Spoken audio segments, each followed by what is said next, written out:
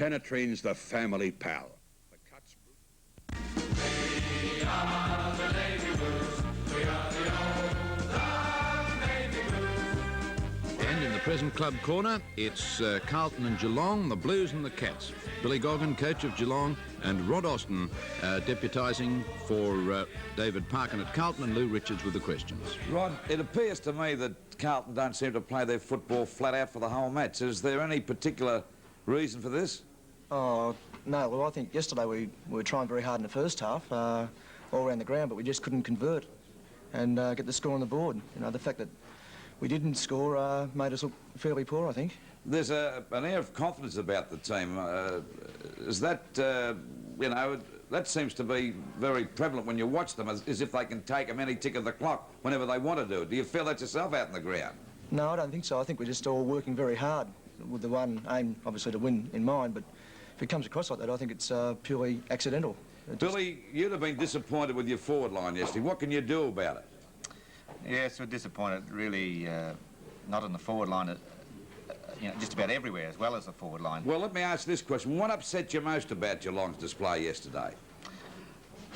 I thought there was a lack of real, genuine enthusiasm about the game. When we scored a goal, there wasn't the excitement from the players to race up and congratulate one another, where when Carlton kicked the goal, you had half-backs running down, patting each other and sort of becoming really excited about it. And I think there was really a genuine lack of enthusiasm from the team. Well, how does that come about, that lack of enthusiasm? Are you at fault for that, for not generating it, or is it a feeling at the club?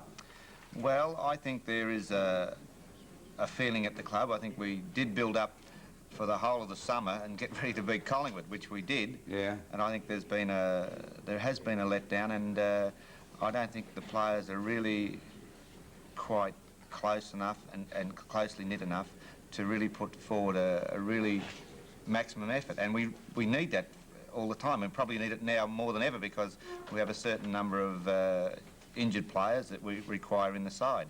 So that's the main concern that I feel about the side, and I've put it forward to the players that we have to do something drastic to get ourselves out of it. We're in the same position as we were last year, where we had 4 wins out of 7, but I'm more concerned right now than I've ever been, because there's certainly a lack of spark about the place. Rod, I know that you haven't got much say in this, but the placing of Ken Hunter at full forward, as a player and an experienced player, do you think it's good for the team? Because there isn't any better half-back flanker in the league or defender in the league. Well, I think the situation we were in last week with injuries, we haven't got Mark McClure on the side at the moment. He's played in reserves yesterday quite well, but we needed somebody who could mark and keep the ball in the forward line, and that was the main reason for it, I'd say. How bad is Wow Jones? Oh, he's got a depressed fracture of the cheekbone. Will he be playing, what, next week or the... What? Oh, I haven't seen him. We didn't train this morning. It's Mother's Day, so... Mother's Day? Right. Billy, what about next week? Will you make drastic changes? No, I wouldn't think we would, Lou. I think that we really need to concentrate on the senior players that have performed well before and try and get them up.